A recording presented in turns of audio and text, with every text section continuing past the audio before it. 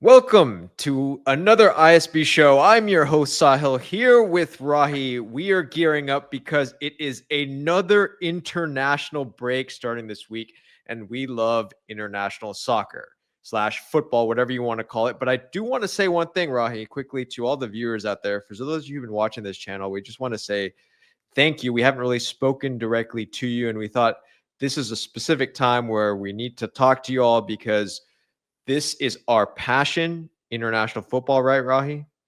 Yeah, and boy, do we need it right now. 100%. And just a quick note, it's been a long year, Rahi, and I think there's been elections all over the globe, and that creates a lot of discourse and contention. And I think it's something that we should address really briefly. Yeah, I think we should. And the thing that we love about international soccer and why we love talking to everyone here is because we get to talk to people from all over the globe and we get to use the language of soccer, which is such an interesting, unifying language, and we get to learn about the culture and see the culture as it plays out on the soccer field, right? And every country has a different style, and it's fantastic to watch. It's fascinating to witness, and honestly, I love it. I love it, and I need it now more than ever. And that's the one thing about the football teams, the national teams, is that it's a very unifying, as some very smart man or woman once said, the national team belongs to all of us, which brings us to our topic of the day, which is why don't some players want to play for their national team? And what we're referring to is a little bit of a specific incident, which has happened where Mbappe is not playing for France in this upcoming international break. Now, there's been some talk about whether that's Deschamps, the coach of France, or that's coming from Mbappe. A lot to digest here, Rahi. But what are your thoughts initially? It's a lot to digest. I think the truth is we don't know the details. We're not in the room with Mbappe. We're not in the conversations that he's having with Deschamps. So we don't know. And with France, it's happened before. Robin Domenech famously sent Nicolas Anelka home. You remember that? Yep. We don't know. But it's sad because ultimately we won't see Mbappe for France, right? It's the same feeling we got in the aftermath when Messi briefly retired, remember, from the Argentina team. And we thought we'll never see him again for Argentina. And look at what happened. He came back to the team, won a World Cup, is a national hero, and he's had an amazing story. So, I mean, there's no win like winning it for your country. There's nothing like that. And it's sad. I don't know how long this hiatus is going to last or this tension is going to last, but the outcome's bad for all of us. Yeah, and which brings me back to the earlier point and the earlier question I have. We understand that these players, their day jobs or whatever you want to call it, are to their clubs, right? Yeah. The majority of the money gets paid through the clubs. But still, the amount of pride and the amount of joy and the amount of accolades that it brings you playing for your national team is something that should not be discounted. No, it shouldn't. And you're seeing it more and more. And perhaps it's the individual star player power that these players have now. They're big stars, even bigger than before. So maybe they have more power. I don't know what it is, but you're seeing this kind of, maybe the importance of the national team is getting diminished a little bit. But look, if you ask Cristiano, CR7, his biggest achievement, he might well say, and I think he said, the European Championship win with Portugal, right? That's what he said.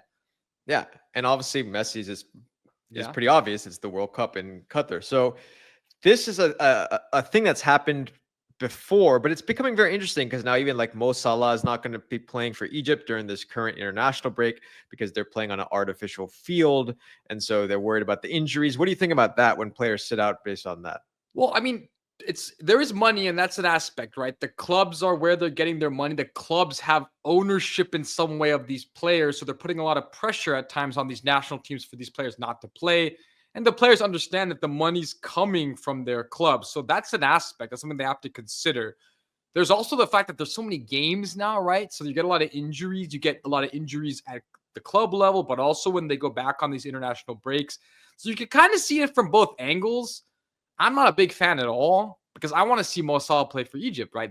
I mean, who doesn't? Yeah. And the thing is, at the end of the day, right? There is opportunity for a player. Let's say they're not playing so well for their club. Yeah. They come on the national team.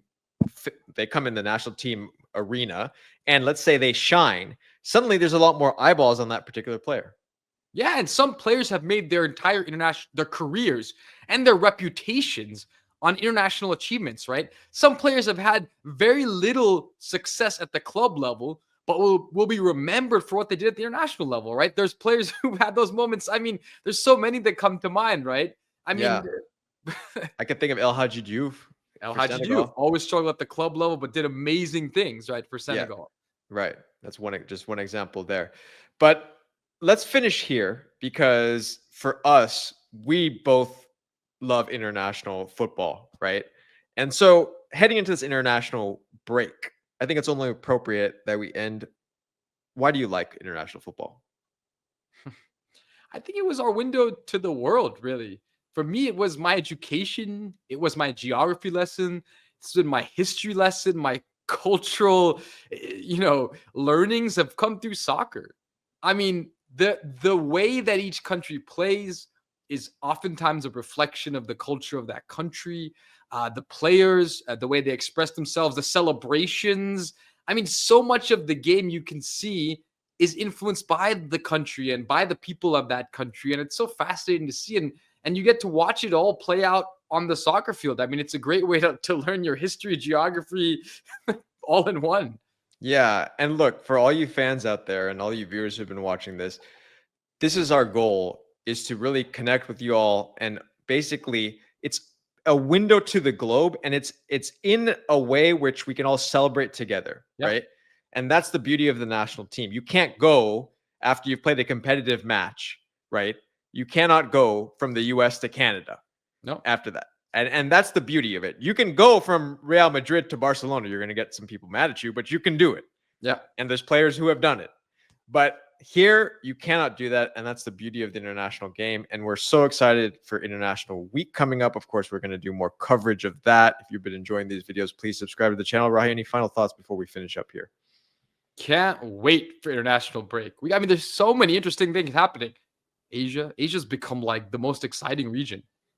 You got the African games as well, the Nations League final round. I mean, where do we start?